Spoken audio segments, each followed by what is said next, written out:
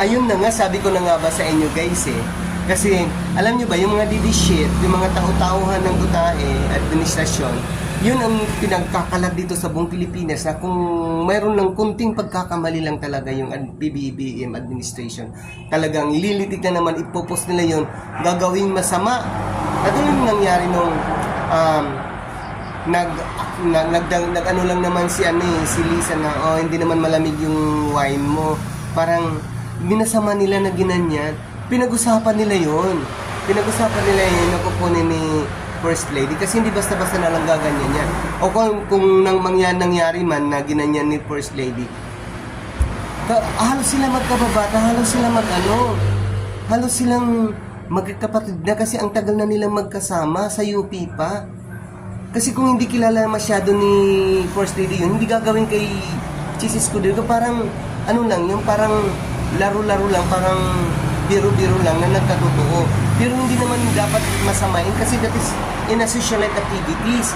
Kahit sino naman gaganyan. Kahit nga ako minsan pag nag-meeting kami sa sa ibang mga malalaking hotel, doon yung may conference kami, parang ginaganyan ko rin yung ka-office mate ko na hindi kalahi ko. Ginaganyan kasi matalik ko ng kaibigan. Walang masama doon, kaso nga lang itong mga didishit na to, nabastusan sila kay First Lady.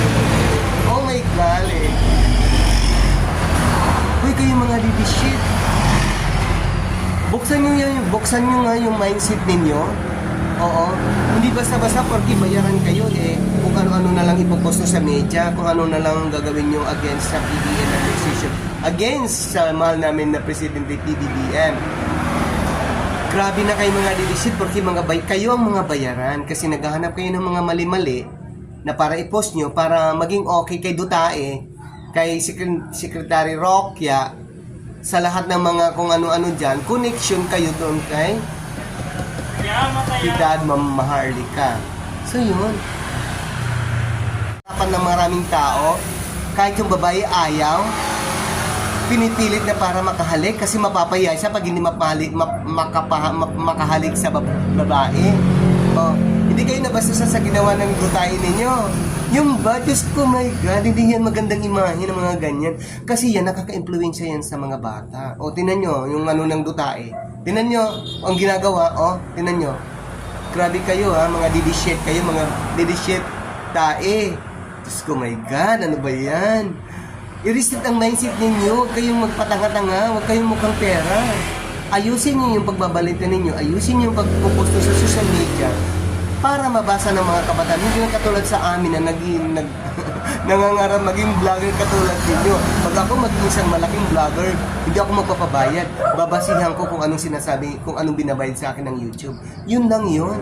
Pero kayo, magkaroon lang kayo ng litek galing sa administrasyon ni PBBM. Yun, gagawin nyo nung summarize, gagawin nyo na lang masasamang para may balita, para mabigyan kayo ng cheque. Nang nagbabayad. Ang nagbabayad naman si Anyo ay talagang walang mga isip.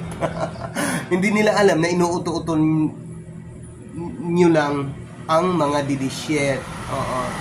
Ang mga didishit, uto-uto lang doon kay Dutae. Diyos ko, my God. Sabihin nyo kay Dutae na magpahinga na kasi matanda na siya. Baka matapilok yan sa mga rally. Kayo pang sisihin yan. Baka maya madisgrasya pa. Kaya sabihin nyo na lang, huwag na kayong humanap ng mga kung ano-anong mga ibabalita para kontrahin lang. Ang mga tao, alam na yung mga bata kung anong klase si PBBM, alam na yung mga kabataan, ang mga Pilipino kung anong klaseng tao yung Dutae na previous administrasyon. Yun lang yun. Kayo magpapaloko-loko. Kayo mambudol, hindi kayo nabubudol.